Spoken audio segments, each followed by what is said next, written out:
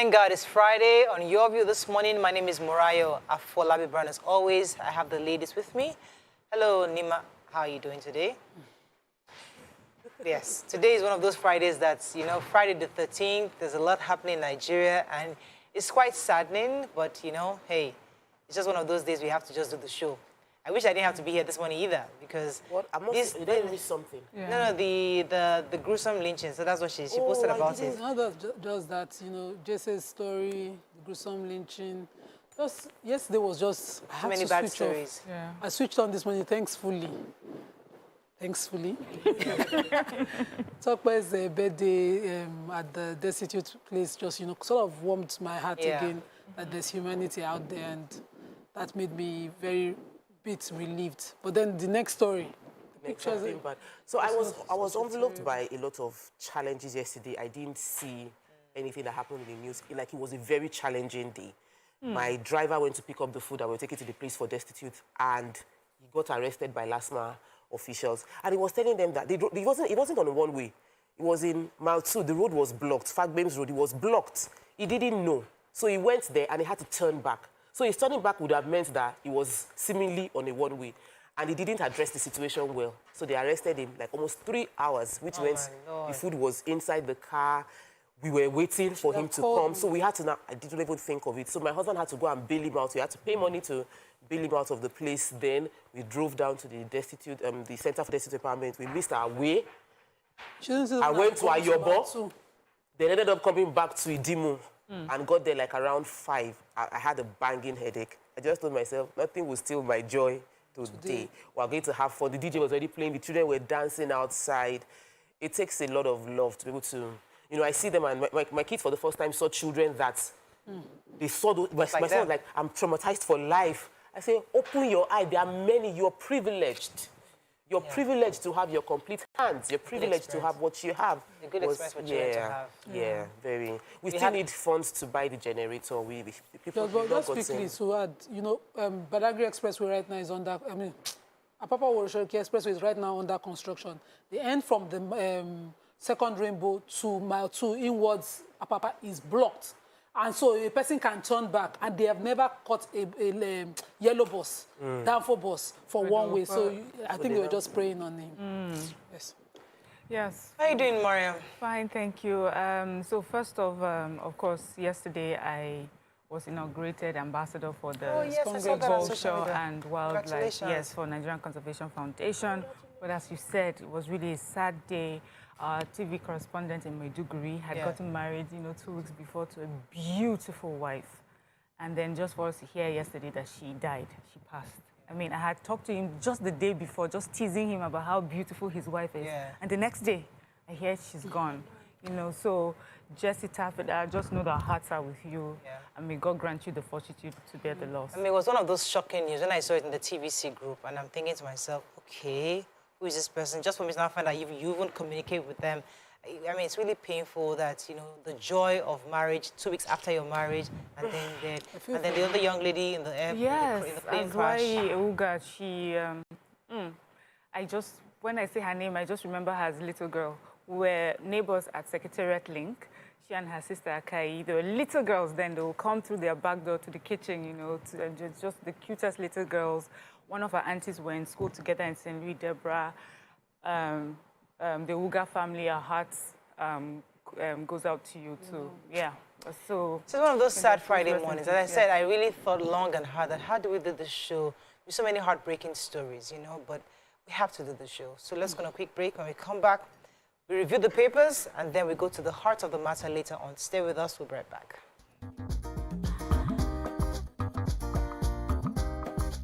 Stay tuned. Your View will be right back. We're going to start with The Nation.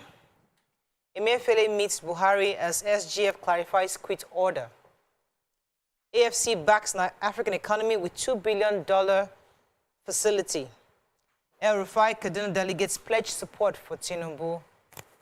Expect flooding. Nationwide agency alerts Nigerians. Tambuwal Sultan condemned lynching of female students. Retirement of justices depletes Supreme Court. Protesting students block highways. Okay, which story are we starting with? Major headline, SGF? Yes. So yesterday, the CBN governor met with the president for, maybe amongst those who needed clarification about, the directive that, his appointees should resign. And when he came out, he then addressed the press and said that he was having fun, and speculations about his purported bid for the APC presidential ticket, he said there's no news now, but there will be news. You heard me. I said there is no news now, but there will be news. And then he said, let them have a heart attack. It is good to have a heart attack. I am having a lot of fun as regards his presidential bid. So maybe, sometimes the people we think are educated, they are just literate. So let me inform the CBN governor that your office cannot be partisan. Go back to the law that set up the CBN and see how you're conflicting with the interest of the office you hold. So before you're asking people that, you're supposed to serve, that whether they like it or not, pay them, that kind of petty thinking. Yeah. Let me inform you that, you're not being responsible, and you're not showing that you qualify for that office that you are appointed for. That's for your own on one side. Yeah. The president who appointed him has the power to sack him with 2/3 majority of the National Assembly. Please, the people that have these powers, can you please do something to show us that we are serious-minded people in this country? Yeah. I mean, it's just a level of disrespect, I guess, for journalists. This is an office that you hold. You are not talking as the guy on the street. We are talking as the CBN governor, and you should have just responded with respect. Anyway, I have the other story. So, the presidential aspirant for APC, Asiwaju Bola Tinubu, was in Kaduna State visiting with the governor of Kaduna State. He also met with delegates from the state, and Bola Ahmed Tinubu just, talked about himself, explained how he has experience in the private sector, working in bringing democracy to our country, and so many other achievements that he's had. And El Rufai, after he had spoken, that's after Ahmed Tinubu had spoken with the delegates and the governor says, well, I cannot give you my support without hearing from the delegates. And so he asked the delegates, do we support him? They all answered, yes. Is there anyone that doesn't support him? They said, no. And so he says all these delegates are the ones that would be there at the primaries. Okay. All right, another story in Nation? Yes, another story in the Nation. The Minister for Water Resources, Suleiman Adamu, gave a warning at the official annual flood outlook for 2022. And his warning was that about 233 local governments across 32 states would have flooding. And the Flood Management and Food Security Summit was held in Abuja. The statement covers the breakdown of the states at risk. There are, including FCT, would experience moderate flooding. 35 states would experience moderate flooding, but 32 states are at major risk. Moving on to... No, that was... I ticked it. I'm surprised. Where did you tick it? Nima gave me the story. Nima. Did you not say that it was ticked? Moving on to the Punch. Oh, my God. 2023 presidency. Jonathan submits APC forms today, Mephilation's resignation calls. Last Femi Sultan Kugat condemns students for lynching Sokoto female colleague. Inside the world of Nigeria's deadly money ritualists, where human parts are traded like commodities. ASU VCs fear delayed admission process, student protests spread. Thugs attack Ondo, female aspirant supporters, several injured. Lagos land grabbers kill 4-year-old, father demands justice. Nigerians 15 million out-of-school children, population frightening, says Obasanjo. Despite the 129 billion naira intervention loans, agri imports hits 2.7 trillion. And Buhari signs the anti-money laundering counter-terrorism bill. Okay, starting with Maria. Sad and horrific story of the young lady that was lynched yesterday, Deborah Samuel. She was a 200-level student of the Shehu Shagari College of Education in Sokoto. And the story, is viral. Everyone has seen it, but the story is that she had allegedly insulted the prophet. And that caused a mob attack her. They pulled her away from security. They said the school security had her in their custody. They pulled her away, stoned her to death, and set her ablaze. Oh my God. And the building in which she was. The police command have said they have arrested 2 persons in connection to this gruesome crime, and that the video is also going to be put in evidence, and all those that we've seen in the videos will all be brought to book. The Sultan of Sokoto made a statement saying that, you know, just condemning the action. The Bishop of Sokoto as well, Catholic Bishop of Sokoto, Reverend Atiku as well condemned the action and asked that the only way to give the parents some sort of, you know, peace is to make sure that all those who have done this are brought to book. He says they've lived in Sokoto as Christians and Muslims for very long, and for him, he does not think this is a religious matter. All right, so it's a hot topic. We'll talk about it a bit later, but let's take a few more other stories. Yes. So the picture story, the ASU, student protest and ASU VCs fearing delayed admission. So the Committee of Vice Chancellors of Nigeria is saying that this ongoing ASU strike would delay the admission process for 2022, process for admission for universities for the year 2022. And they are saying that in the past, that, you know, ASU strike since 2020, whatever, has continued to delay admissions like this. In 2020, they had to batch up the admission process, so 1 year and another year added. And, you know, they've been doing that, you know, to meet up with the admission process. They're just, you know, stating the obvious. We know what is happening, but we know that they are members of ASU themselves, or SANU, Seniors Academic Staff Associations, and so they should be in the core of this. One of them said, you know, they're also in the government's negotiation team, and so they're meeting. I'm hoping that they suggest and bring these issues to the fore. We have more students not admitted yet, or those who have passed, and we have those who are in the system not graduating because of this strike. I hope that the federal government will sit up. Okay, so there was a story that caught my attention. It's quite lengthy, but I'll actually like to study it a bit later, and I think Nigerians should also take this story. It was a special report. I'm trying to see the reporter that did this, about the world of deadly money ritualists, where human parts are traded like commodities.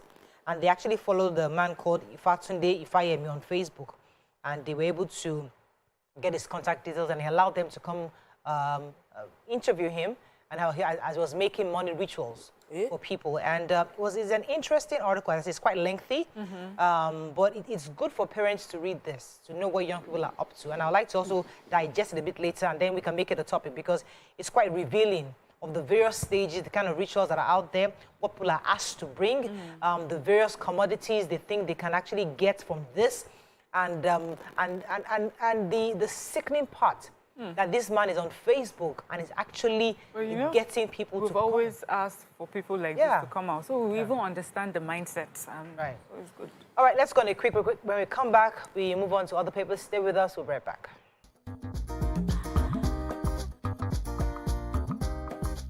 Stay tuned. Your View will be right back.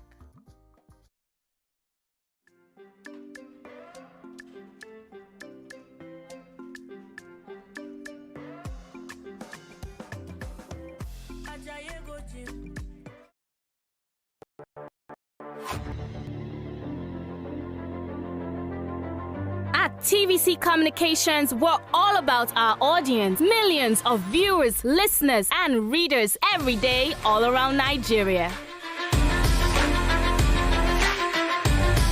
Our 2 TV stations are among the most watched in Nigeria. TVC News is our award-winning 24-hour national and international news channel headquartered here in Lagos, broadcasting live from our custom-built state-of-the-art news headquarters. TVC, the top-rated family entertainment channel, is the place for fun, music, and information. With our breakfast show, Wake Up Nigeria, the all-female chat show, Your View, the best soaps and dramas from Nolly, Bolly, and Hollywood, music and entertainment blast, courtesy E-Splash, and of course, award-winning news and current affairs. It is all here. With news bureau and studios around the country and the ability to go live anywhere, anytime, we are first for breaking news in Nigeria. Awarded the NMMA TV Station of the Year, TVC News is the station of choice for news that is first, accurate, balanced and reliable every time. TVC and TVC News watched by over 4.5 million people in Nigeria every day on terrestrial, DTH, DTT, OTT and available to viewers in the UK on Sky TV. Watch all of our world-class programs on TV, online and on our app. TVC and TVC News, the best entertainment and news for Nigeria on TV and online. And when you can't watch us, listen to us. 102.3 Max FM Lagos and 90.9 Max FM Abuja are now ranked among the most listened to radio stations in Nigeria. Now, with over 1.5 million listeners every day, we're the people's favorite radio station. Best hit music, best on-air talent. Max 102.3 hit music for Lagos and Max 90.9 hit music for Abuja. We are your home for that fun, entertainment, and hit music. In Lagos, TVC, our leading family entertainment TV channel, has a 47% market share. But this is just the start of our journey, as we plan to add even more services to entertain and inform our ever-growing audience. Thanks for being part of the TVC communications story.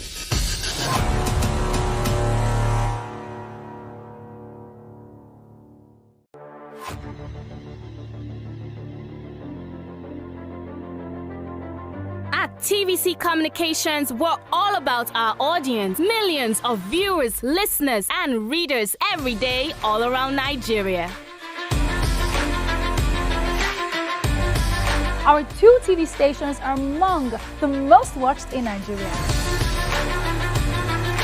TVC News is our award-winning 24-hour national and international news channel headquartered here in Lagos, broadcasting live from our custom-built state-of-the-art news headquarters. TVC, the top-rated family entertainment channel, is the place for fun, music, and information. With our breakfast show, Wake Up Nigeria, the all-female chat show, Your View, the best soaps and dramas from Nolly, Bolly, and Hollywood, music and entertainment blast, courtesy E-Splash, and of course, award-winning news and current affairs. It is all here.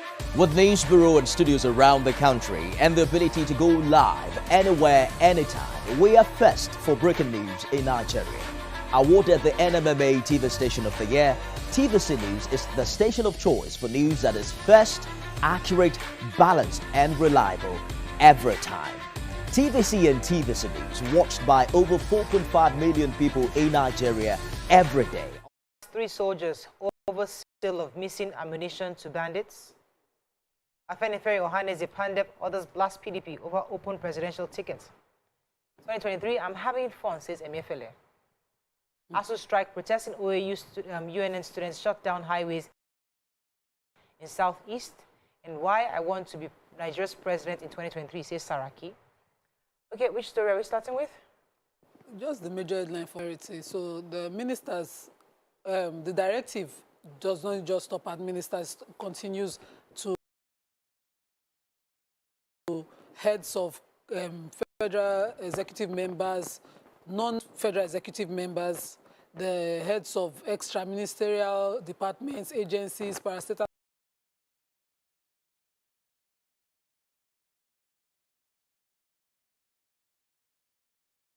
of government, ambassadors, other political office holders to contest, that have intentions of contesting in the presidential for the presidency under the APC, those who have intentions for going to gubernatorial intentions, national and other state assembly elections, all of such people must resign.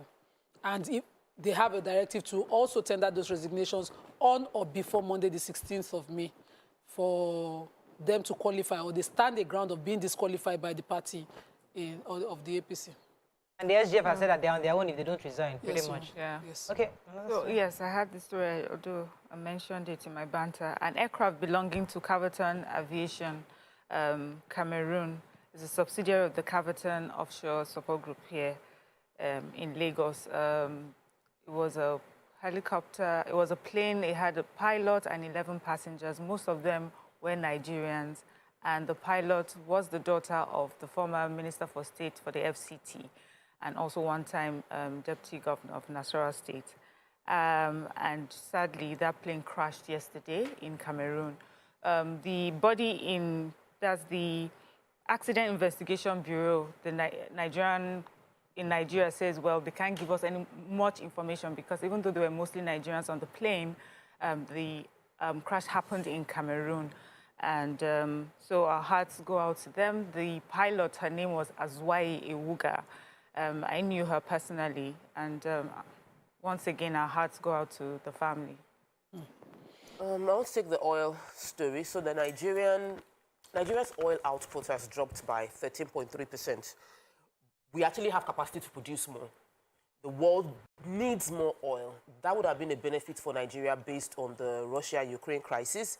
OPEC has pegged what we released in April as 1.3 million barrels per day in April 2022. The statement was, we have capacity to do more, but we are not meeting the target because of the activities of those stealing our oil. You know, so the oil and gas industry should be producing more for us. They said there's another product called condensate. And the condensate is, we have capacity to produce between 300,000 to 400,000 barrels, but it is not clear if we are actually producing that much. Statement said that NNPC does not release our products, the details of what we produce in that particular product. The one we know is even because OPEC releases it, and we lose so much of our oil produce to theft. Oil theft has increased over the past few months, and I know that was one of the things that the last administration really dealt with, because we used to have this problem too. The economy, well, and we're busy buying 100 million naira from. Like, I don't even understand. Where are all our ministers? They want to become president. Anyway, I knew there would be a backlash from Ohanes Ndigbo. So, PDP, remember, I took the story that they've thrown open the presidential tickets, obviously. Quite a few people from the Middle Belt. So I have, I'm trying to get the names right. So we have Tanko Yakasai from the Middle Belt Forum. We have Ohanes Ndigbo, their spokesperson, and also Kasim Afegbua. Also, they all fled the opposition party for deciding to throw open and saying that it is that history is replete with those who actually betray, and saying that it is wrong for a northerner to hand over to another northerner. It's also one that Igbos run, those Igbos who are running after presidential aspirants from other geopolitical zones should remember that history is replete with how a betrayer ends. PDP has a choice to make: nominate a northerner and fail woefully, or bring it and be buried, or nominate a southerner, zone properly to the southeast, and then have the people's sympathy. I mean, many other groups also fled the PDP for this decision. Also, the former secretary to the government of Federation, Ayin Payosami, pledged to accept the party's position on his own end. He's like, whatever the party decides, that's what he's going with. So, well, as I said, the fireworks are out there. We know that lots of people are going to reject. We're waiting for the APC. We don't know where they're going yet. We're hoping that before the end of this month, we now know where all the parties are leaning towards. Okay, another story in Sun. Nobody took Saraki. I thought you took Saraki. Oh, okay. I didn't even know already in Sun. We just started Sun. Oh, I do apologize. Daily Sun, 2023. FG insists Malami Ngige Emefiele Amechi must resign. I'm the bridge. I can do it, Saraki tells Nigerians. NSA seeks collaboration in coalition moves against ISIS. 233 local governments in 32 states to experience severe flood in FG warns. Supreme Court Justice Mary Odili bows out. Presidency Kalu replies Clark insists South-South with many aspirants betrayed Southeast. PDP under fire for dumping zoning. And again, Buhari appeals to ASU to call off strike. Okay. So, former Senate President Bukola Saraki has declared again, and he was speaking to the media. He said he had a breakfast meeting in Abuja. He said 2023 is a watershed in the country's political history. And he said as long as there are 65 million of our citizens still living in slum conditions in urban city centers, then the job is not done.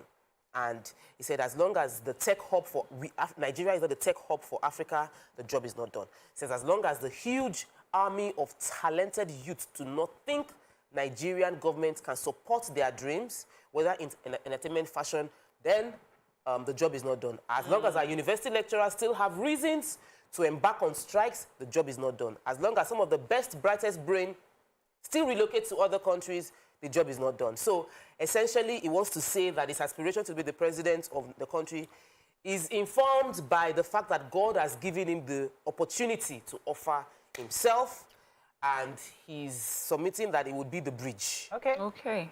INEC, yes. So INEC is saying that they are looking to work with EFCC as regards campaign finance by political parties. They said that there are some things that they cannot do because the Electoral Act already provides for it. It says INEC cannot arbitrarily apply caps on expenditure, but some are covered by provisions in the Electoral Act. For instance, the cost of nomination forms is provided by the law, but in some cases, like the contributions by any major politicians in their party. They said they're also they're also talking to EFCC as regards campaign finance, and vote buying is also a big problem that they're dealing with. As regards ASU being involved in the electioneering process, they say journalists were asking that because they're on strike. He says that has never actually stopped the lecturers that want to be part of the process. That he made an example of 2018. He says they were on strike then, but those who wanted, who were willing, were still part of the process. And then concerning CBN and the fact that INEC materials are deposited there for storage and also for distribution, he said that they're still looking into it. They can't say much because the case is in court and they've been asked to come and give their own side of the story. So until now, they said, so far CBN had never given them any reason to doubt its capacity to handle that job, but it's on the table and they're looking into it, given Emefiele's ambition. Okay, any other story in... We're taking Tribune? No. Oh, what's wrong with me today? Okay, moving on with Nigerian Tribune. Alleged blasphemy, outrage over killing of female students in Sokoto, police arrest 2, governor meets Khan. FG licenses 12 new private universities. I don't know where other roads are running to, but me, I'm running to the villa, says Asiwaju Bola and Tinubu. Keep a date with Destiny on May 29th, Bello. That's a DG for Yahaya Bello says. My ambition is to fill gaps left behind by Fayemi. I'm having fun, let Nigerians have heart attack. Pilot daughter, we talked about that already. Ngige hopeful of fruitful end to strike as ASU, SANU, NASU, not all meet FG today. And SGF writes ambassadors, heads of parastatals, others with political ambition to vacate seats. So the federal government of Nigeria licensed 12 new private universities. And according to the Minister for Education, Adamu, he says that this brings the private universities from 111 to 215. Am I mistaken? Mm-hmm. Yes, and he says that this was approved by FEC. It's become very, very important now, and the expedient now to to approve more universities and bring the total of universities that we have in Nigeria to 215, and the private universities to 111. And he thinks that this is the way to go. My fear is that this was how public primary schools started, to get private schools started to get licensing, and little by little we ignored the primary basic education till the alternative that the private schools became the norm. I hope that we're not just looking to totally destroy the entire public university system, and the alternative of private universities become the norm also. Yes. Yeah. So 3 soldiers have been arrested by military for selling arms and ammunition to bandits and terrorists in Zamfara State. These army officials are Private Bala Nura and Lance Corporal Ehoda Monday and Lance Corporal Shehu Mohammed. Those 2 were collaborating with Nura. They said that they had sold so far 420. Okay, first there was a missing case of 425 rounds of ammunition. So investigation led them to these, soldiers. And he said that he had sold 100 rounds of 7.62 mm, I don't know if I'm calling it right, special ammunition at the rate of 100,000 naira only, sold our destiny. And he also confessed that he had promised to sell another quantity of 1,000 rounds of the same ammunition to these bandits and terrorists at the rate of 1 million naira only with these two collaborators. The military says they're still investigating to see if there are more, they should not go far. There are more, because the battle not the finish. I think that's all we can take on Front Page Review. You have to be more serious. As I said, this morning is one of those mornings that there's just so many negative stories. But first, before we go into the heart of the matter, we'll bring in our guest from the National Lottery Regulatory Body. Stay with us, we'll be right back.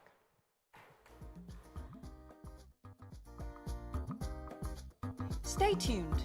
Your View will be right back. Good afternoon, sir. Please, I need a room to rent in your house. Okay, where do you work? I'm a nurse. That means you won't owe me rent. Congratulations, young lady.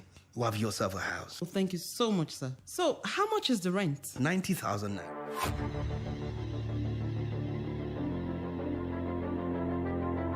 At TVC Communications, we're all about our audience. Millions of viewers, listeners, and readers every day all around Nigeria. Our 2 TV stations are among the most watched in Nigeria.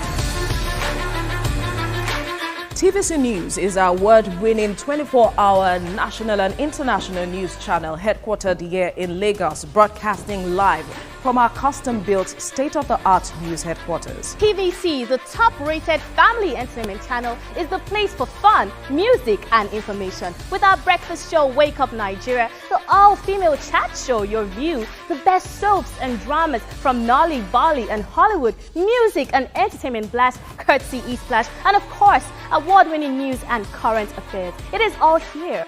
With news bureau and studios around the country and the ability to go live anywhere, anytime, we are first for breaking news in Nigeria. Awarded the NMMA TV Station of the Year, TVC News is the station of choice for news that is first, accurate, balanced, and reliable every time. TVC and TVC News watched by over 4.5 million people in Nigeria every day on terrestrial, DTH, DTT, OTT, and available to viewers in the UK on Sky TV. Watch all of our world-class programs on TV, online, and on our app. TVC and TVC News, the best entertainment and news for Nigeria on TV and online. And when you can't watch us, listen to us. 102.3 Max FM Lagos and 90.9 Max FM Abuja are now ranked among the most listened to radio stations in Nigeria. Now, with over 1.5 million listeners every day, we're the people's favorite radio station. Best hit music, best on-air talent. Max 102.3 hit music for Lagos and Max 90.9 hit music for Abuja. We are your home for that fun, entertainment, and hit music. In Lagos, TVC, our leading family entertainment TV channel, has a 47% market share. But this is just the start of our journey as we plan to add even more services to entertain and inform our ever-growing audience. Thanks for being part of the TVC Communications story.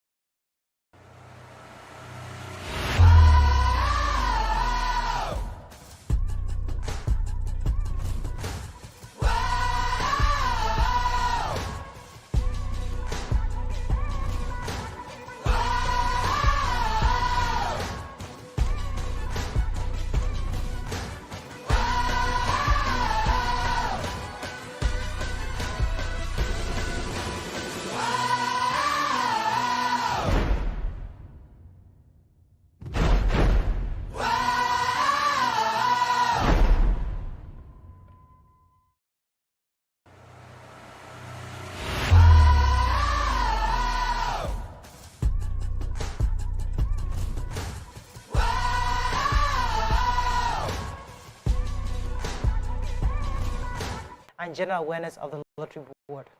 Welcome to the show, sir. Thank you very much for having me. So since the National Lottery Act of 2005, this industry has totally evolved. And we have seen many people come from different people have come to players within this industry. In your view, how is this, how is the industry presently and how is it regulated currently? Okay, that's a very great question. I've had the experience of seeing the industry grow over the last, say, 10, 15 years when I got into this industry, starting from Lagos State. And at the present time, the industry has grown in the sense that it has evolved, especially with technology, with awareness, with a lot of players, a lot of stakeholders are now participating more than it was before. And initially, it started off with using paper coupons being used, right? Yeah, and that was changed, to whereby everybody had to go online for accountability and transparency, and obviously revenue assurance. So the industry is still growing. We've done well, being that we've only been in existence for the last 10, fully regulating to 10 years, but there's still always room for improvement. The lapses, we need to redo the National Lottery Act, for example. It's a 2005 one. So we're working on having it a new bill that will capture the reality of the day, whereby that way, obviously, it will have a better framework, legal structure, legal framework, and also increase revenue for the country, and also take into consideration the stakeholders, especially the operators, right? So that they have a decent current bill, a lottery act that falls into their own operational model. Yeah. So talking about making more money for our economy, some people have described the lottery business as the cash cow. But that it hasn't, we haven't sort of applied it hasn't been, its potential hasn't really been, tapped into. Been tapped into. Why would you say that is? One, that's apart from what we would say mostly Nigerian sensibilities, where they see lottery still as something that is not right. Could that be a reason? And what other reasons could there be? Yes, the lottery business, has its challenges. Most importantly, the transparency, has to be there to showcase good faith, because we have players staking, putting in their money, so they want to make sure that the return is there. And yes, it can be a cash cow. It can be a revenue tool for government, especially with the oil sector not doing too well, and with other sectors. The way we're looking at this is to bring in more technology and create more awareness for the public to know that there are good reasons why lottery needs to be accepted. Even though people look at it as gambling, but I look at it as gaming, because it's a win-win situation whereby if you play, if you stake, and if you don't win, at least you're still contributing to something that we call good causes, which is then used for different sectors of the economy, health, education. So you're contributing, whether you win or lose. Yeah. So okay, let me give a few more questions. Yeah. So the question about contribution.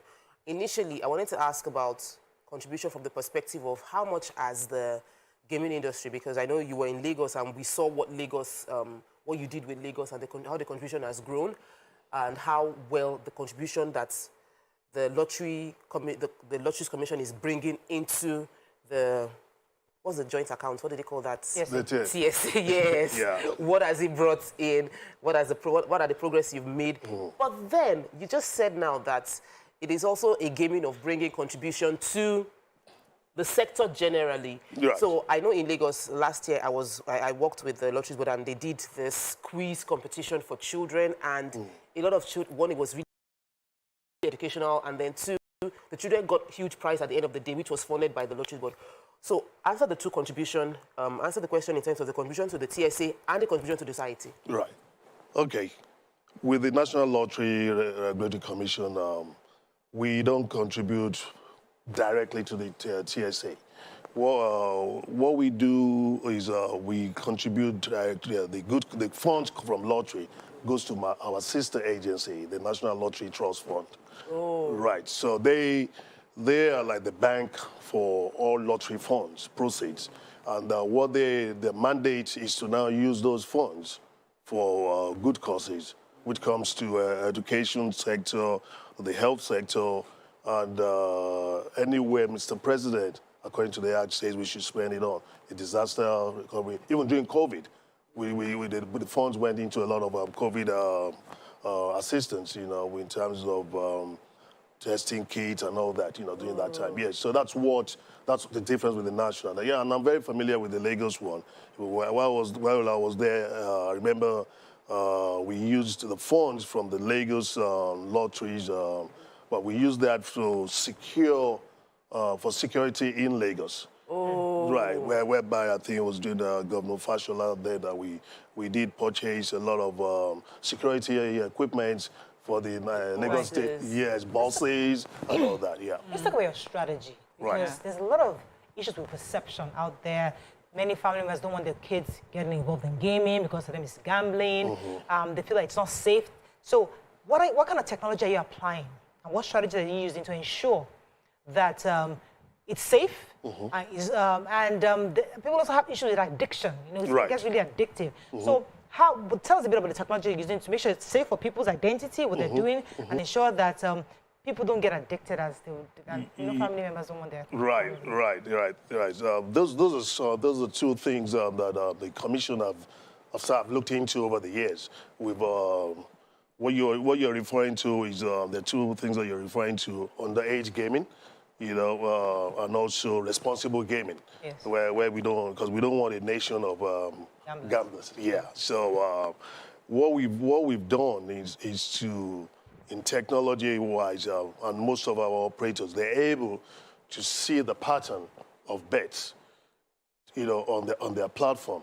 You know, if it's a particular player that keeps betting, you know, over a threshold, you know, and is doing it like every time, every day, that he raises a flag, the compulsory, he raises a flag, and then they are now supposed to regulate, so to speak, that particular staker to make sure that, okay, why are you doing this and that? And then for the underage, for the addiction, for the parents out there that are worried about their children being addicted to gaming, we have a zero tolerance to that.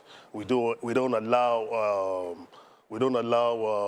betting shops to be near the schools. We don't allow betting advertisement to be near the schools. And then we always let from our terms and conditions for our licensees that you should have the underage on your sign, on your pay slip, on your betting slips, so that it shows that, you know, and then at your betting shops, we'd also do, you know, on random, you know, monitoring, because we have a monitoring and enforcement department at my office. So they go on randomly to check on all these operators to make sure that we don't have students or underage participating in that. Yeah, so that brings me to a question. So NLRC is national, sometimes can be very far from state regulators. I know you've just explained to us ideally what is meant to happen, but in the course of your job, would you say that there are challenges between the policies and the regulators, state regulators? Yes, definitely. There are challenges, you know, like any other job, you know, but you just have to manage the situation and try and get the stakeholders, the regulators to understand, you know, each other's roles. You know, when I moved from Lagos to the federal level, I was able to gather the state regulators for us to meet and have an understanding as to how, you know, we have to work together, because, you know, The federal cannot do it alone, and neither can the state. In essence, you know, the industry has grown, like I said earlier, with technology and modalities whereby the games are not restricted to any state anymore. You know, because we have the mobile phones, the websites, so everybody's online. So how do you now determine that this is a state regulatory arrangement? It is difficult. You cannot say that. And the mandate and the onus belongs to the federal, because we also have identified that as a commission, we cannot even do this on our own. So we have to collaborate, you know, have MOUs with our other sister agencies. Say, for instance, the NCC, the Nigerian Communication Commission for the mobile phones. We have the NICTA, the Nigerian Information Technology Development Agency, that can help us to block all the protocols on online, you know. And then we also have FRS. We also use a collaboration with Someone is NFIU. even suggesting NIN as a way of registration. Yes. We have a lot of collaborations and MOUs with a lot of these agencies. It sounds interesting, because I know. So it's a win-win situation. That's what I'm saying. You know, the state cannot do it alone. We also win it. So we need to collaborate together and have an agreement. Because the conversation of you bet in Lagos and then you travel to Ibadan and then you do another there and then you come back to Lagos, the lines are blurred. But I wanted to ask about, a lot of Nigerians are complaining welfare at work, staff generally feeling the brunt of the inflation and all of that. How would you say you've managed in terms of welfare for your team? I think I've done fairly well. I could have done more than I've done, if not for the hiccups that I had, you know, settling down and understanding the federal level of service. But I can genuinely say that I've assisted, because welfare to me is very important, you know, in terms of capacity building, in terms of training, and in terms of, obviously, the bottom line is to let them have something more to take back home, no matter what training, what about the training. So what I did when I resumed office at the Lottery Commission is to create, increase the directorate cadre, whereby now we have more directors, we have more, there's room for progress within the system. And I've also made sure that since I resumed that we did our promotion exams every year. So because with promotion exams, once you pass, obviously you move to the next level. And once you move to the next level, obviously your salary will increase. So I've done that, and we'll continue to do that. I also bought buses for the staff, so that way they can go, they can move around rather than using their own travel. So we got that. We have to wrap up, but there's a question that's in my head I think I should ask, because I did some research on lottery many years ago. Right. And there are many countries in the world at the time, they got a lot of development through money, revenue from lottery. Absolutely.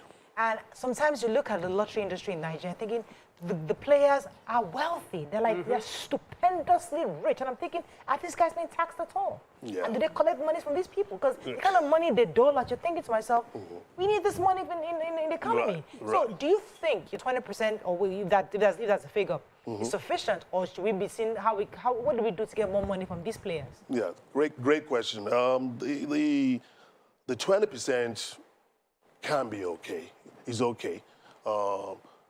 But what we need to do as government and as a regulator is to improve on the system and to catch up with what is going on now. And what we're doing now is to have a central monitoring system whereby all the operators will connect to the platform, and we'll be able to see real-time online, their transactions, which we don't have that 100% now.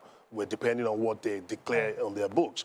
But with the CMS, the Central Monitoring System, we'll be able to see and also capture even remote players, remote operators from the UK, like the Labrokes, the William Hills, because our local players here go to their website and also participate and take bets. And yes, they pay their winnings, but they don't pay any taxes, gaming tax to government. Money they made in our country. Right. So once we have that central monitoring system, the whole players in the nation will be able to see and have actual data of what they have. Thank you so much, sir. It was a pleasure having you on the show. Thank you so much. It's a pleasure being here. That's all we can take on this segment. When we come back, move on to other topics. Stay with us. We'll be right back.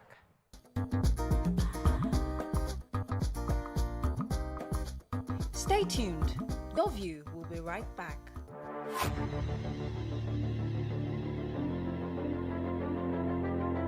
At TVC Communications, we're all about our audience. Millions of viewers, listeners, and readers every day all around Nigeria. Our 2 TV stations are among the most watched in Nigeria.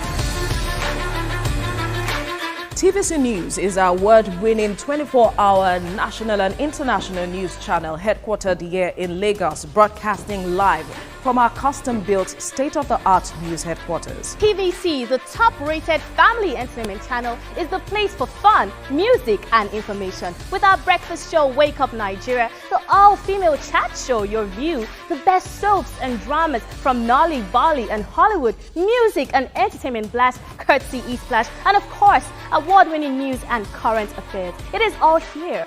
With news bureau and studios around the country and the ability to go live anywhere, anytime, we are first for breaking news in Nigeria.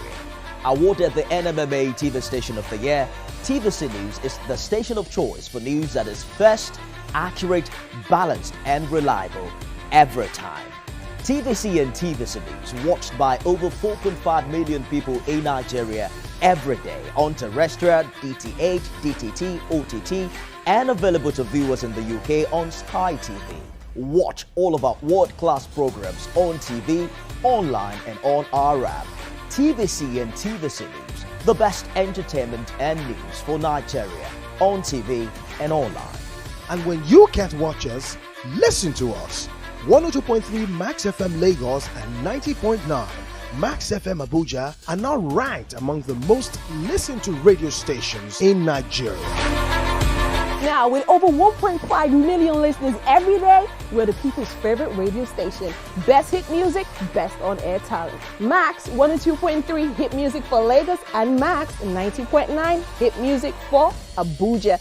We are your home for that fun, entertainment, and hit music. In Lagos, TVC, our leading family entertainment TV channel, has a 47% market share. But this is just the start of our journey as we plan to add even more services to entertain and inform our ever-growing audience.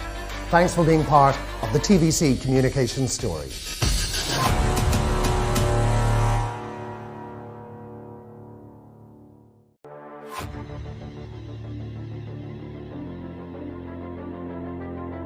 At TVC Communications, we're all about our audience. Millions of viewers, listeners, and readers every day all around Nigeria.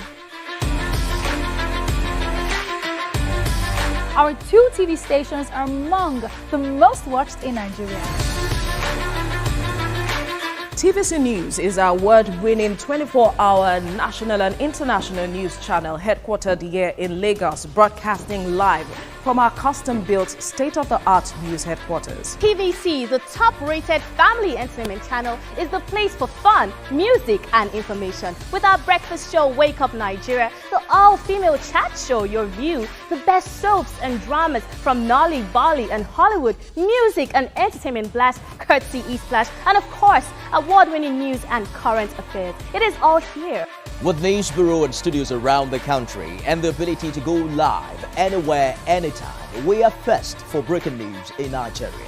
Awarded the NMMA TV Station of the Year, TVC News is the station of choice for news that is first, accurate, balanced, and reliable every time. TVC and TVC News watched by over 4.5 million people in Nigeria every day on terrestrial, DTH, DTT, OTT, and available to viewers in the UK on Sky TV. Watch all of our world-class programs on TV, online, and on our app. TVC and TVC News, the best entertainment and news for Nigeria on TV and online. And when you can't watch us, listen to us. 102.3 Max FM Lagos and 90.9 Max FM Abuja are now ranked among the most listened to radio stations in Nigeria. Now, with over 1.5 million listeners every day, we're the people's favorite radio station. Best hit music, best on-air talent. Max 102.3 hit music for Lagos and Max 90.9 hit music for Abuja. We are your home for that fun, entertainment, and hit music. In Lagos,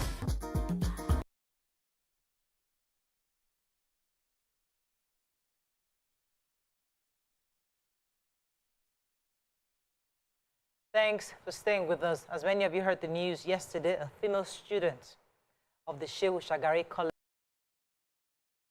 of Education in Sokoto State was burnt alive over alleged blasphemy. The victim, simply identified as Deborah, was said to have made blasphemous comments on WhatsApp group. According to the multiple reports, she was asked to apologize but refused to. Now, during the conversation, we'll be having the Commissioner for Police in Sokoto State to give us an update on what's going on based on the reports we're having. But there's so many angles to this, and it's important to note at this point that we've heard from the Sultan, who has condemned the attacks. We've heard from the governor, who has equally condemned the attacks, and many eminent elders within the northern region and even southern regions have all condemned the attacks. So on the phone right now is Commissioner of Police, Sokoto State, Mr. Okunola Kola Kamaldeen, who will be joining us to give us an update because we are hearing that 2 have been arrested. Good morning, sir. Are you there? Yes. Good morning. Good morning. Thank you for joining us this morning, sir. So we read in the papers that 2 were arrested. Could you confirm if indeed 2 have been arrested, and are there also investigations ongoing to get the other people who may have been part of this act? Yes, as you have said, immediately this happened yesterday. We were at the scene, and unfortunately, this heinous crime was committed. Some of the students who perpetrated this dastardly act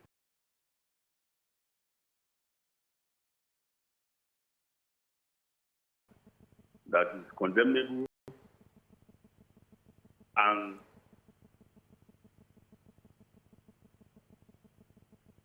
Hello, sir. Hello? Yes, we can hear you. Please go ahead. Yeah, this act was condemnable by every reasonable person in the state.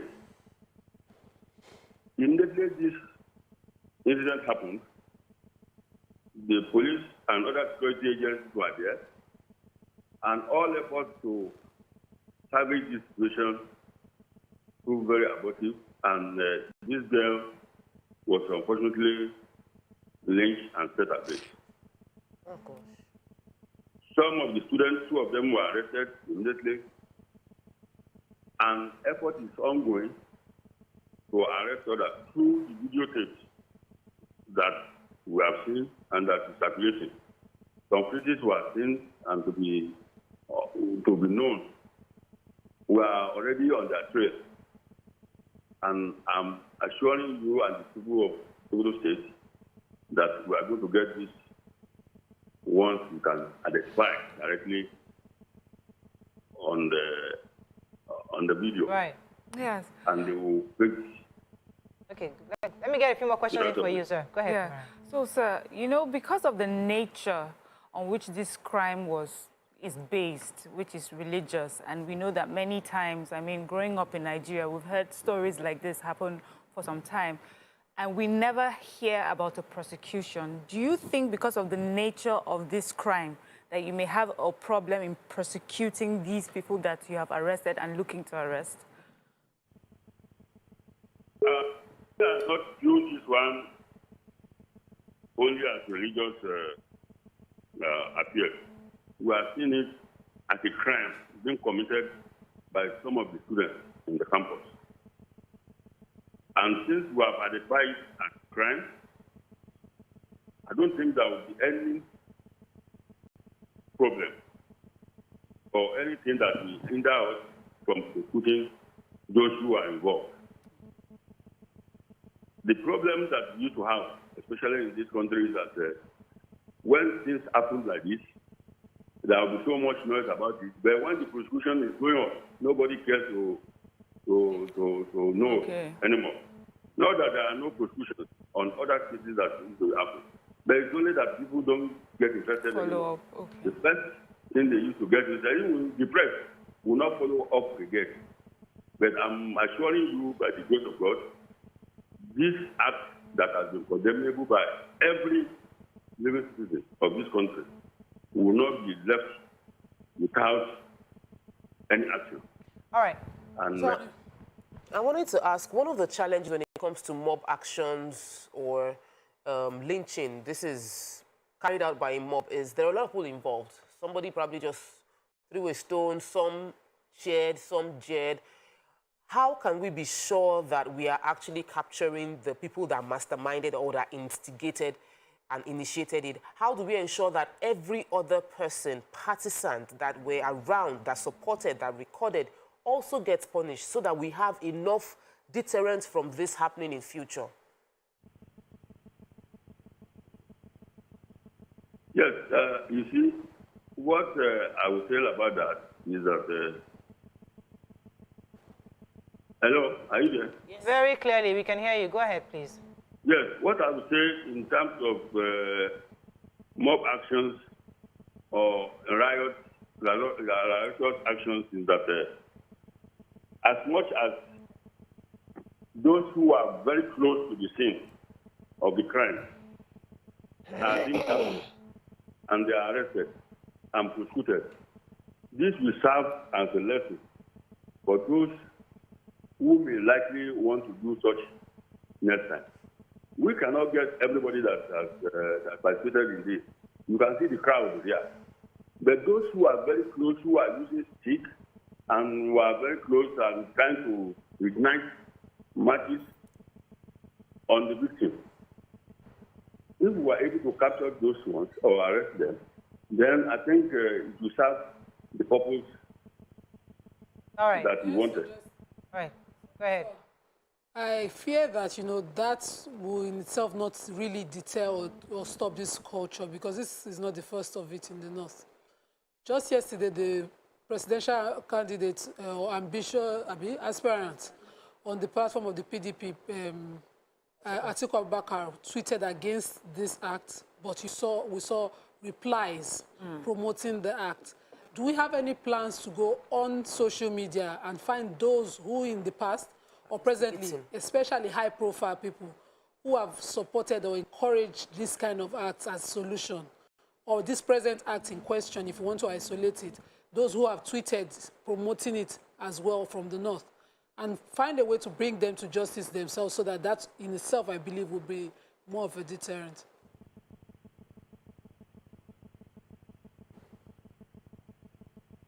Did you get that, sir? I can't get anything from her. The voice was very low. Okay. And it's not... she was reminding you that there are people on social media who have tweeted in support, people from high places, even the current contestants, one of the aspirants. President Atiku Abubakar recently tweeted about it, condemning it. Unfortunately, quite a number of people replied him condemning his condemnation. In fact, they were supporting the action. So she is saying that aside from arresting the mob, there are people also, regular Nigerians, who are tweeting in support of this act. What are you doing? Are you going to also use your office to go after those on social media promoting these acts? Yes, definitely. Whoever that comes up in such a way that we identify him to be supporting this heinous crime, automatically we will see him as one of those who are promoting it. And if it's satisfied, whoever that is satisfied will also be prosecuted. Because it's not only to participate that matters, but if you are in support of what happened, then you are sponsoring it. Therefore, you are committing an offense also. Thank you very much, CB. So, I think that's all we can take on this. Thank you so much for joining us. We appreciate your input, and we'll continue to follow up with you on this to give us more updates as the time goes. Thank you so much, sir, for joining us this morning. You are welcome. Thank you. All right, so we're bringing the conversation back to Nigerians. We're going to be opening up our phone lines. You can call us on 081-270-53687, 091-390-76948. You can tweet to us at TVC Connect. Please hashtag YourViewTVC so we can read your tweets. Okay, so this is a serious issue, and many Nigerians were all condemned this yesterday. And I had to go online to go and find out exactly, because we can't pretend that we don't have Sharia in our country. 12 states out of 36 have passed Sharia. And Sharia in itself does say that, there are two things, actually. We have the customary law, which says specifically concerning blasphemy, and let me read this out for you. It says, any person who does an act which any class of persons consider as public insult on their religion, with the intention that they should consider the act such an insult, at any person who does an unlawful act with the knowledge that any class of persons will consider it as an insult, it is guilty of misdemeanor and is liable to imprisonment for 2 years. That's under customary law. Under Sharia, Sharia courts may treat blasphemy as deserving of several punishments up to and including execution. Now, that's the Sharia court that is institutionalized. Now, where does a mob take on the role of a court and execute on behalf of the court? Because we see, and that's the real issue, because we do have Sharia in our country. 12 states have signed it. So if Sharia exists, which is there, where do Nigerian citizens get off taking the role of the court in their own hands and then executing based on their own judgment? That's the real issue here. So the Sharia system is a justice system. So every area has their own criminal justice system. Yes. And because we are in a federation, some states can have their criminal justice system separate from all other states. So whatever sentiments we have, it depends on the area we live in and the kind of government we have. So there are houses of assemblies in the north passed their criminal laws. Even the penal code before the Sharia was, brought in, it wasn't exactly even changed. It wasn't called the Sharia law. It was just, imbibed into the system, sections provided for the offenses according to their faith. And that's a system in itself. But what you see here is a level of ignorance in practicing the religion. So I've been criticized when I say that Islam is a religion based on knowledge. If you don't know it, don't practice it. One of the core messages is that you have to know. God says, know me before you worship me. So you have to continue to seek to understand, seek to find. It's not a religion you just are born into and say, my name is Nima, I was born Muslim, and that's it. I'm constantly seeking knowledge in class, and I'm aware that there's an institute in the north, the Dawa Institute, created solely for this. Even when we were children, when this was rife, the families of the Lemus, Miriam Lemu, Nuruddin Lemu, continued the legacy of their parents, educating the ways of the prophet. So the prophet that you did not know, how do you now claim to defend? If the prophet took Islam from Mecca to Medina, in a city that was highly Jewish and Christian, I was able to convert people to accept Islam to this point that they defended Islam. The people in Mecca didn't fight for Islam. Check the history. The people in Medina who took Islam fought for Islam before he even became a ruler there. And it is because of coexistence, accepting people.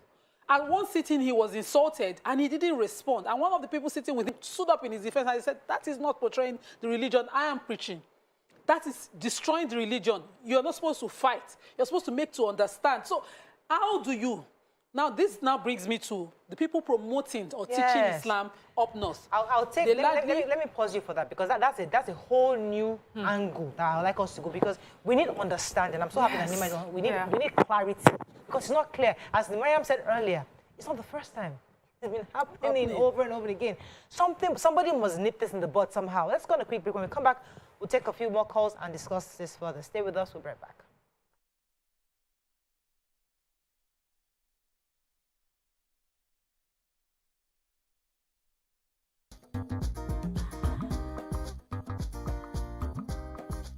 Stay tuned. Your View will be right back.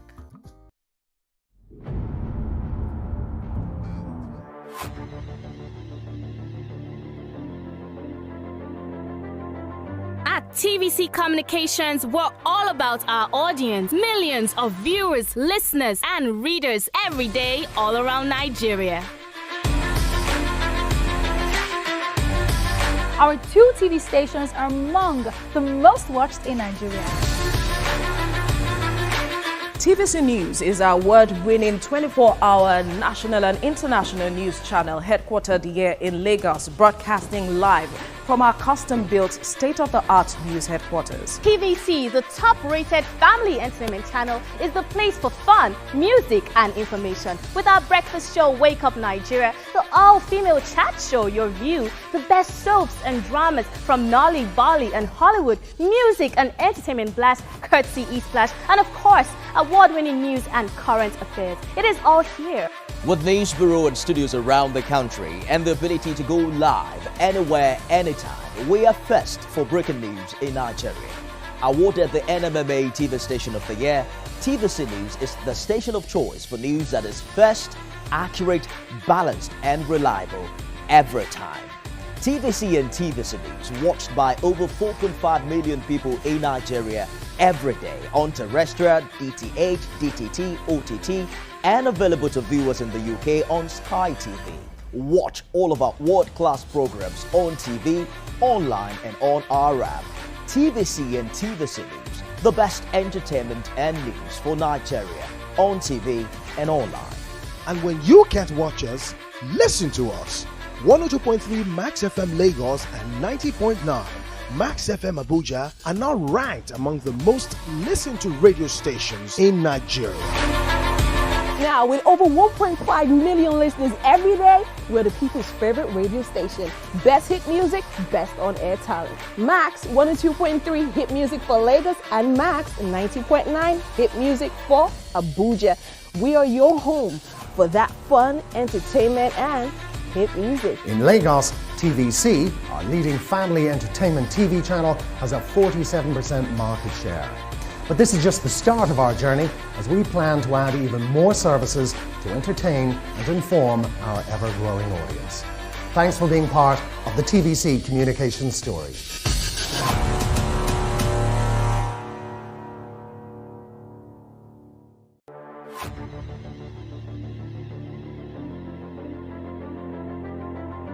TVC Communications, we're all about our audience. Millions of viewers, listeners, and readers every day all around Nigeria.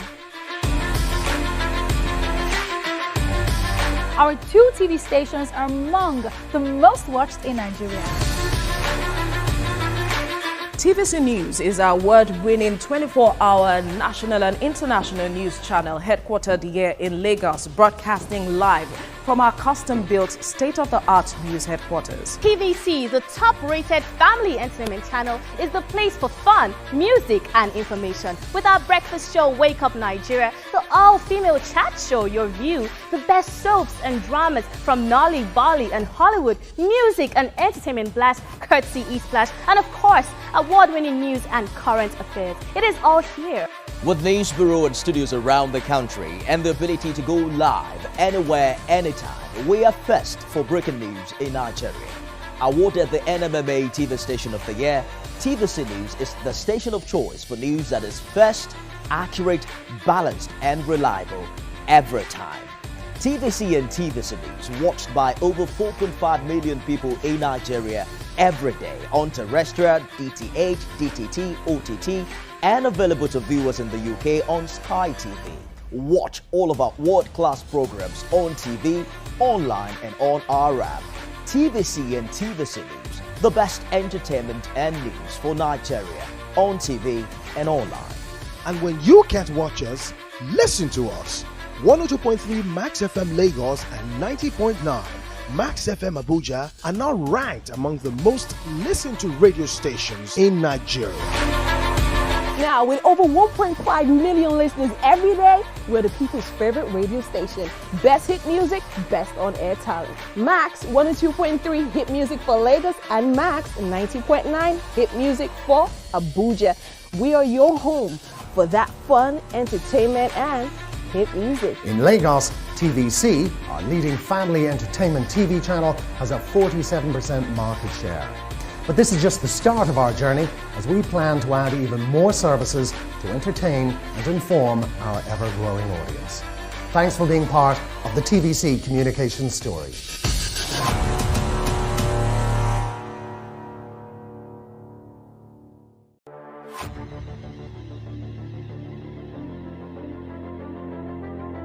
At TVC Communications, we're all about our audience. Millions of viewers, listeners, and readers every day all around Nigeria.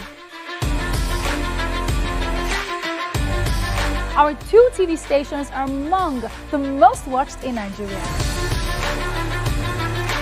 TVC News is our award-winning 24-hour national and international news channel headquartered here in Lagos, broadcasting live from our custom-built state-of-the-art news headquarters. TVC, the top-rated family entertainment channel, is the place for fun, music, and information. With our breakfast show, Wake Up Nigeria, the all-female chat show, Your View, the best soaps, and Can, amongst other groups across the country, have also condemned it.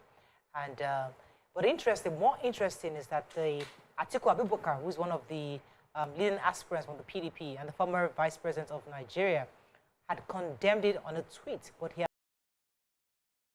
recently deleted all the posts because he got quite a bit of negative responses, saying that they would not vote for him anymore, and that people saying that it was wrong for him to condemn. Yes, so because of that, he deleted his tweets, both on Facebook and on Instagram.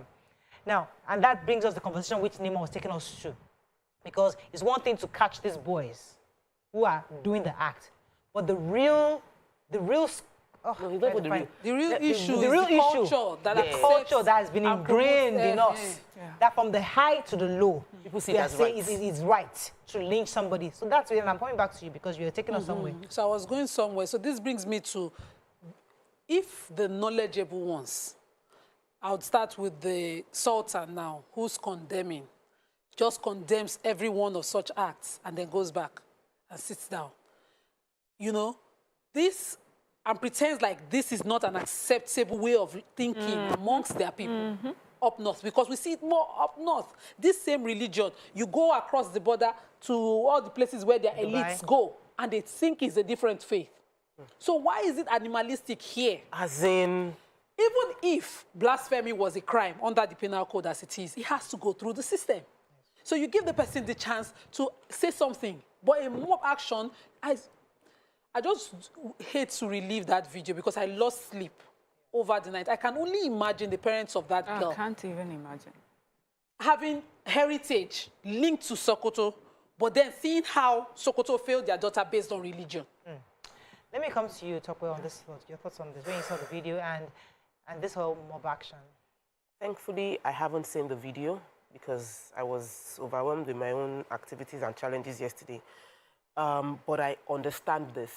More importantly, I read the response to Atiku Abubakar's tweet, and it just shows me why we need to go back to human life. How we need to go back to human life. I love everything that Nima has said because she touched on the core point of it. Islam, as seen across other Islamic nations, is very beautiful. You travel, like I go to Dubai anyway, and you see people at Mecca posting pictures, and it looks like, oh, this is peace, we love, and there is so much anger here that we have allowed our culture seep into the religion and created something. I don't understand the religion, but I understand law and order.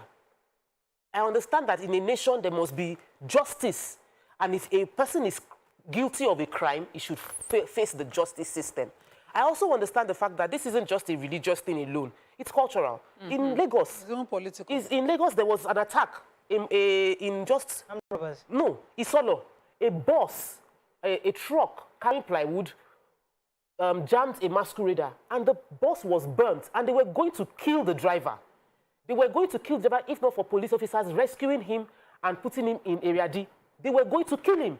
I, as a child, have been traumatized. I can never take out that image of an Okada rider that stole a bag and was lynched in front of me and burnt with the Okada.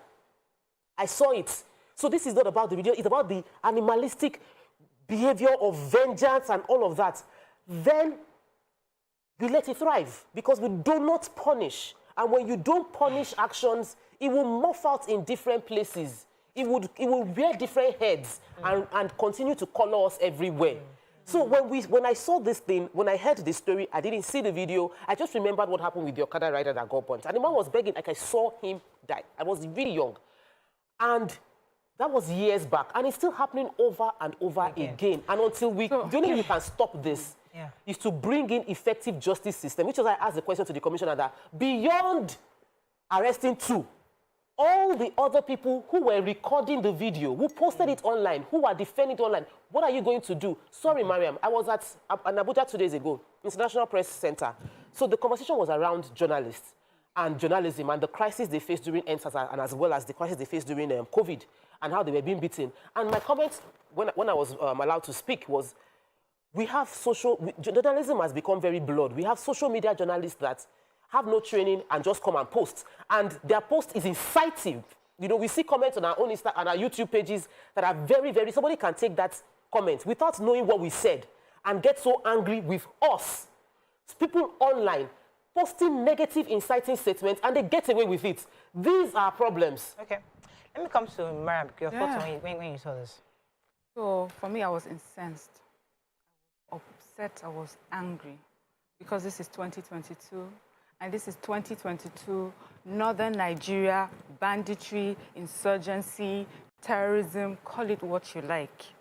That people from that same area would have the audacity, the presence of mind to think that they can snatch a human being live and brag about it. I'm not a Muslim. I'm not talking from that side. I'm talking as a Nigerian, a mother, a human being. How do you do that? Especially for people who are going through every day the impact of violence in your area. How do you then carry out the same violence on another person? Not a person from another country. Oh, we don't know the languages they speak. And it just tells me, everything that has to do with this banditry, the core of it is here. It's in that belief that you can just take a life. And I'm wondering, are we not wasting our military resources when we're sending fathers and mothers into the military to fight violence, to fight insurgency, to fight banditry? But really, it's an ideology. We're just wasting lives. Absolutely. People have a mindset that it's okay to kill people.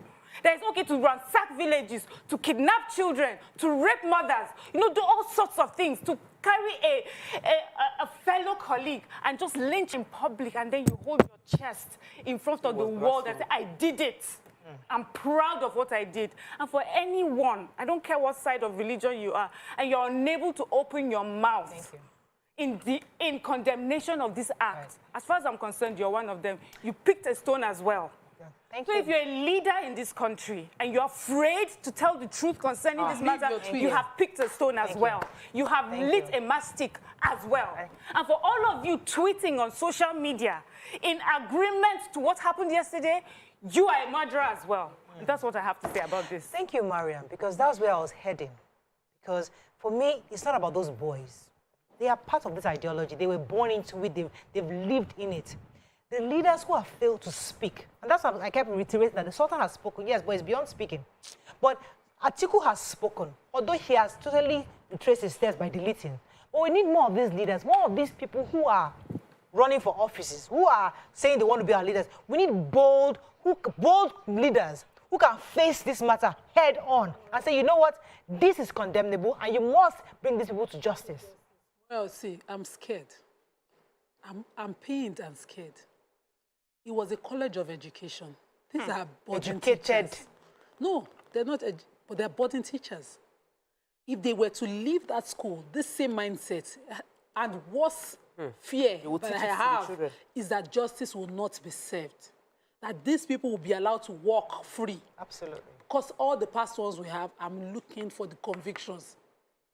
High-profile convictions. So they graduate. They teach younger boys, younger people to accept this way of life, which is why I think the Sultan has not done enough. The former Emir of Kano has my unreserved love for coming out boldly every time to explain the problems that, over ideology, of this religion is bringing to the north. He was removed simply for that, for having a view, whether dissenting, popular or whatever view. You have to have a stand. You have to stand somewhere now. You can't just be jumping up and down confused for what? The Sultan, the Islamic clerics, all of them should remember what's his name. I just Googled him. The Imam Abdullah Abubakar in Jos in 2018, who saved 300 Christians. Oh, yes. They should preach it and show it in their way of life and see how this kind of mentality would stop. It will quell it to the barest minimum. It won't be accepted. Nobody jumped in between that girl and the mob. The security took her, but they let her. Nima, they tried to hide her. They said they tried to hide her. But they let her go. And they burnt down that building as well. They let her go, Morayo. If somebody had gotten injured trying or running helter-skelter to get help for that girl, I won't have this problem. But that the video happened, this happened for hours. See, let me say something. Miriam, please permit me. In Islam, since we're talking about religion here, if you take a life unjustly, it is a Quranic verse that you have taken, it's like you have destroyed the whole of mankind. But they believe it's justly. Yes. Yeah, they believe it's justly. No, they are not justice. Even in Islam. Even in Islam, they are not the justice system. If a brother, your own blood brother, was killed, you have to face a court to even access, I'm trying to remember what it's called, the money, blood money. Yes, he said that a life for a life, but if you're willing, accept the compensation of blood money in case that life was taken accidentally. And even then, it is better for you if you leave that. That's the Quranic arrangement of it. They are not justice system, but this mentality, this animalistic, I will do it and nothing will happen. And it's because we've seen these tweets. The people who promote it in the past get appointed. Oh, yes. The people who promote it in the past are sitting in government. Nothing will happen. If we have one high profile, just a few, if we have just a few, so that we can make an example of. I need to talk to Northern Nigeria today. See, we need to talk to Northern Nigeria, and we need to be factual. That this is sort of, for those of them who can, you would hear those people that we are not that kind of Muslim. Or we're not that sort of, that's not the sort of Islam that we practice. But you know, amongst yourselves, those who practice this sort of Islam, that would take justice into their hands. Thank God Nima is here and she says that there's a justice system to follow. And concerning a lot of things that's happening, the violence that's happening in Northern Nigeria, you know, many people in the South have always said, the North does not speak. Where is their outrage? Where is their anger? And then yesterday, I see your anger when it comes to killing a child. I see your outrage then. So when bandits are coming from the foreign countries you claim, I don't see this. When your people are being attacked and carried away from trains, and taken into captivity, days and months, you have not seen them, there was no outrage. I follow some northern blogs just to, you know, test the pulse of northern Nigeria, to hear what the young people are saying, how they feel about things. You people have not said anything concerning this lynching. Till this morning, I'm waiting on you. You're shouting, secure the North. You're asking other Nigerians to join you in this sort of fight. And then you lynch a girl without following a due process, and I've not heard your voices. Northern Nigeria, we need to speak to ourselves truthfully about this unity that you're asking for. People need to see on that part of the country that you stand for truth and for justice all the time. You cannot be dilly-dallying. Well, our voice is loud when it's from the other side of the country. But when it happens within us, and you know the thing about it, they say, if you don't handle this thing, it will eat you up. That's what will happen. Eventually, it will eat you up. So Northern Nigeria, leaders, youth influencers, speak up for what is true and what is right. Well, let me quickly add the politics. Let me talk. We're coming here for a second. So I want to discuss about justice, because when we say the commissioner said that, oh, the cases get tried and media doesn't carry it. Not really, because justice delayed is justice denied. And to a large extent, we see a lot of delay in the prosecutory process of justice system. People carry out mob action, there are attacks, people get killed, and they'll say nobody was arrested. Thankfully, we've had 2 people arrested in this case, but how long does it take to prosecute?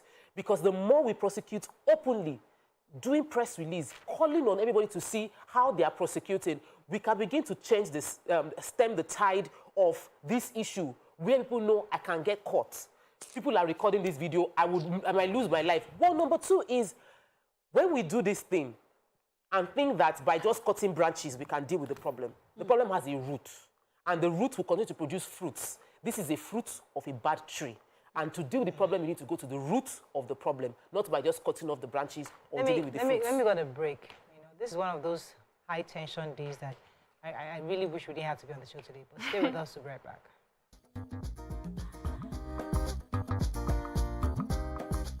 Stay tuned. Your View will be right back.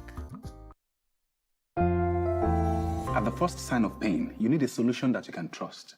Try Panadol Caplets. With Panadol's Optizorb formula, the tablet absorbs quickly and starts providing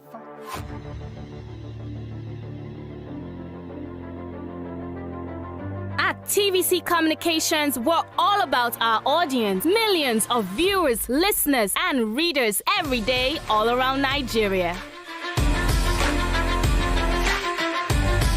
Our 2 TV stations are among the most watched in Nigeria. TVC News is our award-winning 24-hour national and international news channel headquartered here in Lagos, broadcasting live from our custom-built state-of-the-art news headquarters. TVC, the top-rated family entertainment channel, is the place for fun, music, and information. With our breakfast show, Wake Up Nigeria, the all-female chat show, Your View, the best soaps and dramas from Nolly, Bolly, and Hollywood, music and entertainment blast, courtesy E-Splash, and of course, award-winning news and current affairs. It is all here. With news bureau and studios around the country and the ability to go live anywhere, anytime, we are first for breaking news in Nigeria. Awarded the NMMA TV Station of the Year, TVC News is the station of choice for news that is first, accurate, balanced, and reliable every time. TVC and TVC News watched by over 4.5 million people in Nigeria every day on terrestrial, DTH, DTT, OTT, and available to viewers in the UK on Sky TV. Watch all of our world-class programs on TV, online, and on our app.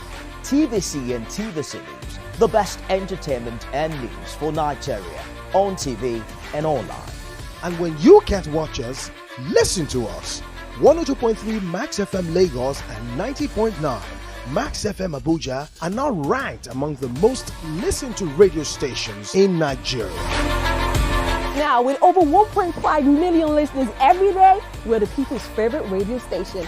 Best hit music, best on-air talent. Max 102.3 hit music for Lagos and Max 90.9 hit music for Abuja. We are your home for that fun, entertainment, and hit music. In Lagos, TVC, our leading family entertainment TV channel, has a 47% market share.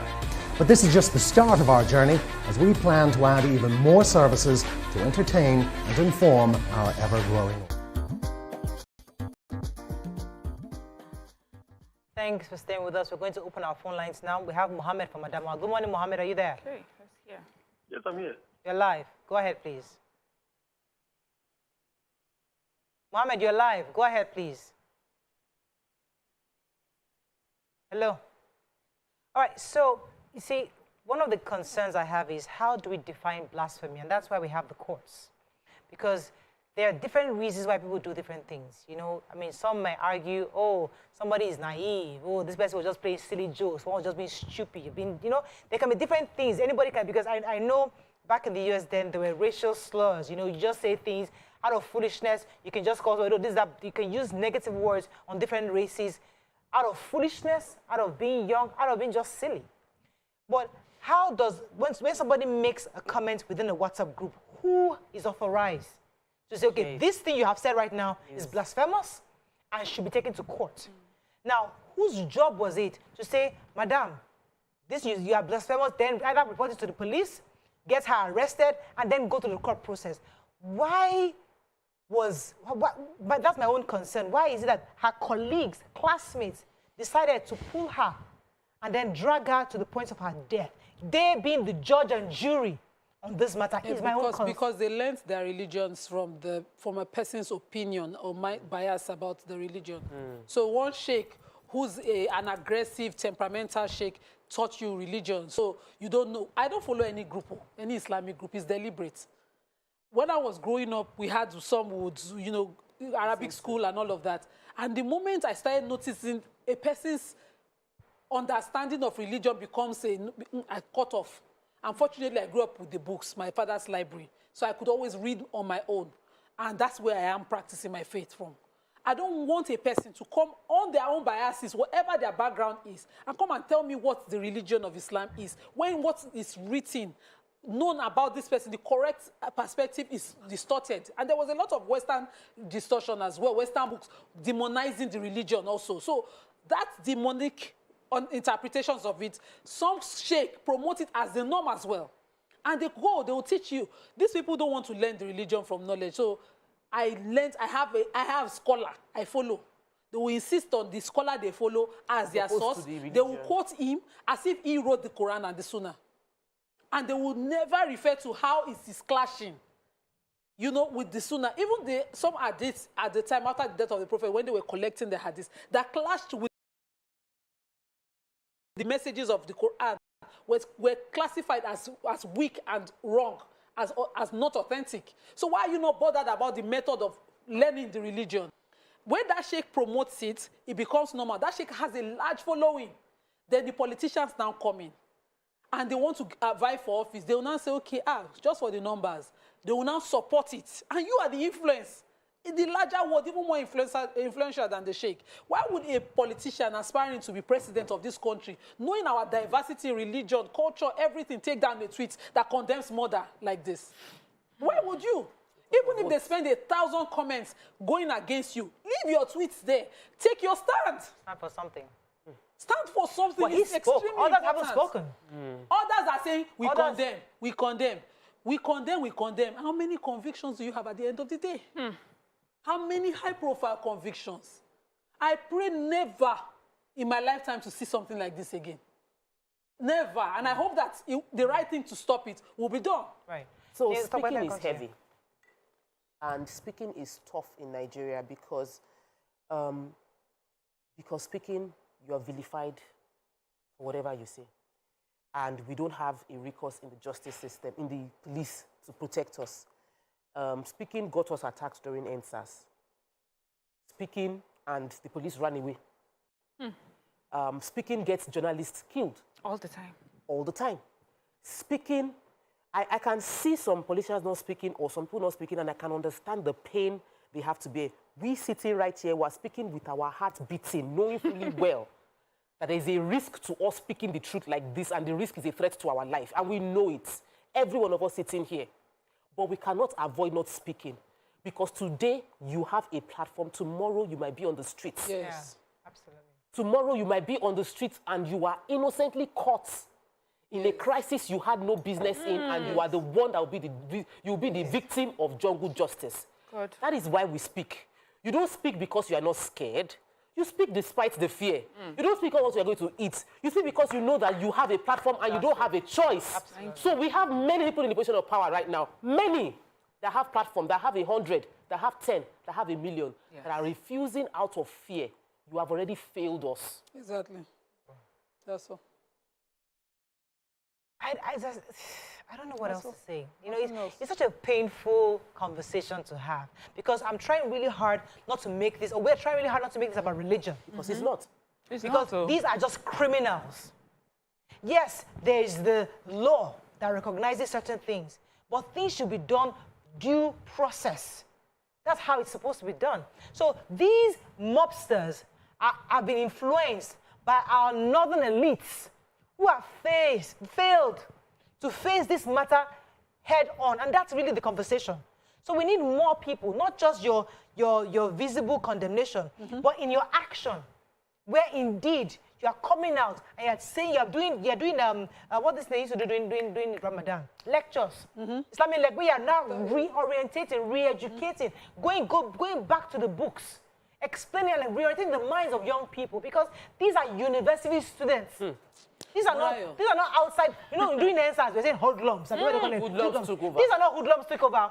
These are your classmates that you're in WhatsApp. Some of them had their school tags on their necks. Future teachers. These are the ones who are going to the primary schools to teach. Yes. These are the ones that will become an Atiku tomorrow. They want to run for office. They want to run for office. The moral, the danger is even passing this belief to the next generation. To the next generation. That's the fear for me. Yes. That's the fear for me. That's what I cannot understand.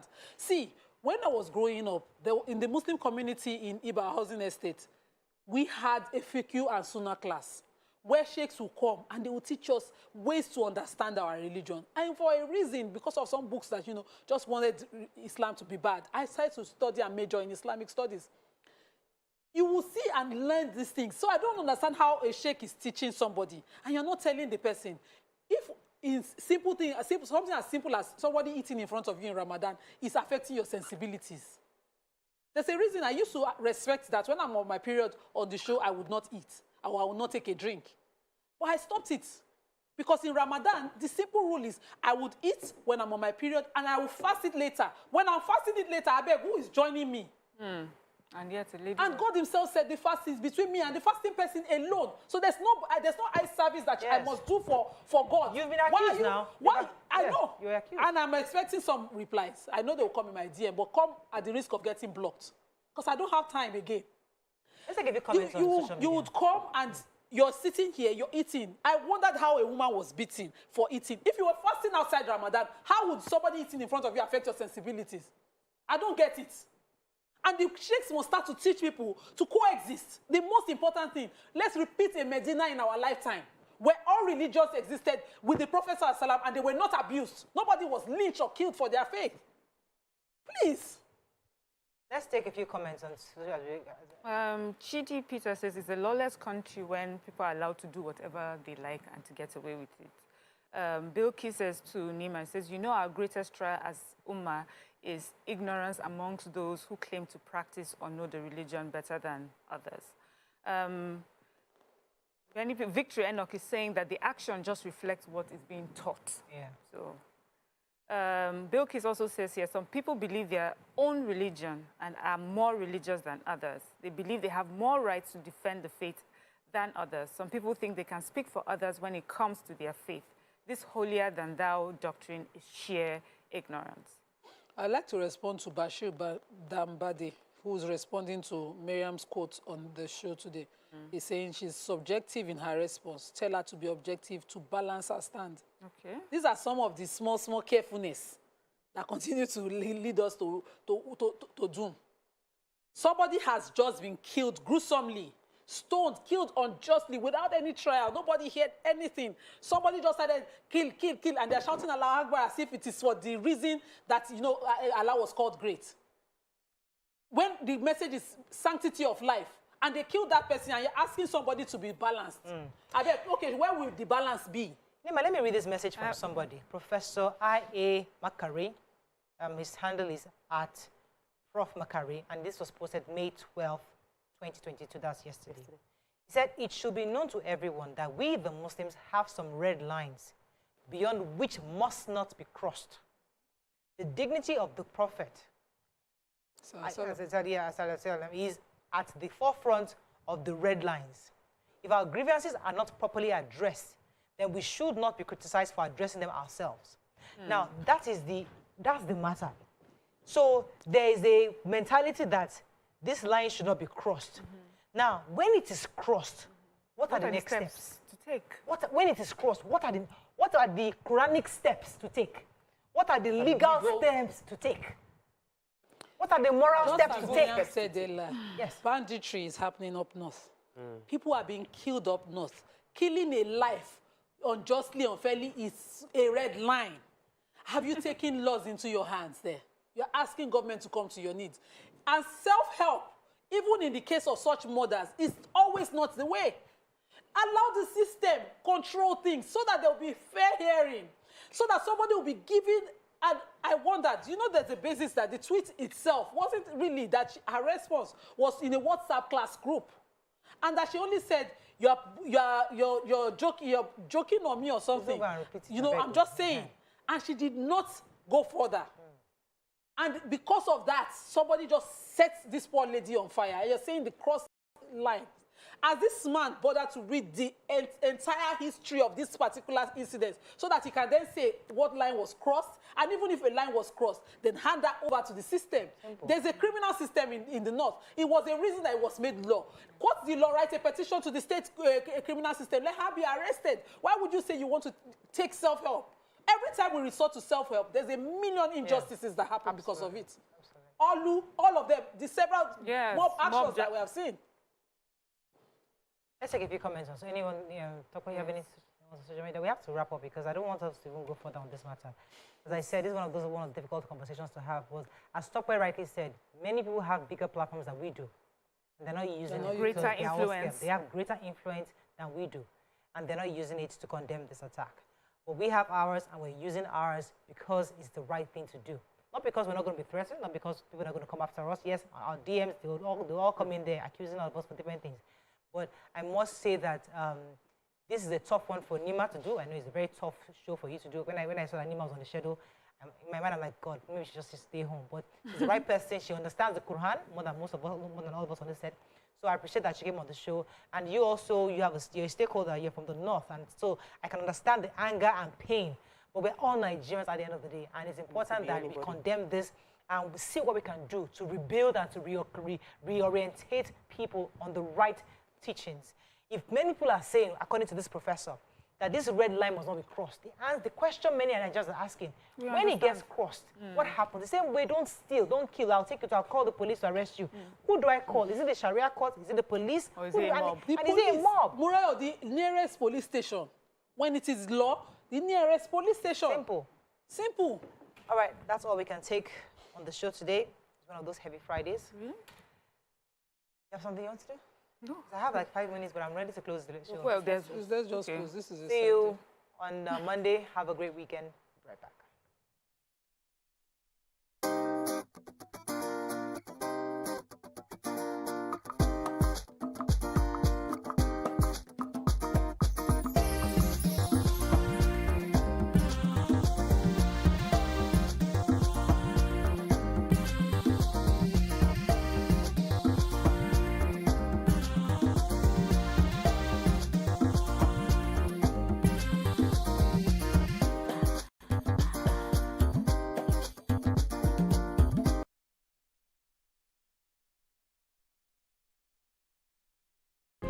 As entrepreneurs of a rising continent, there are barriers that hinder us in the pursuit of happiness. In the end, something always has to give. For a viable work environment coupled with the guaranteed power sources are some essentials needed to grow and sustain a business profitably. With the promise of delivering the right tools for business efficiency, Elite Solar Kiosk sets a new paradigm of business solutions.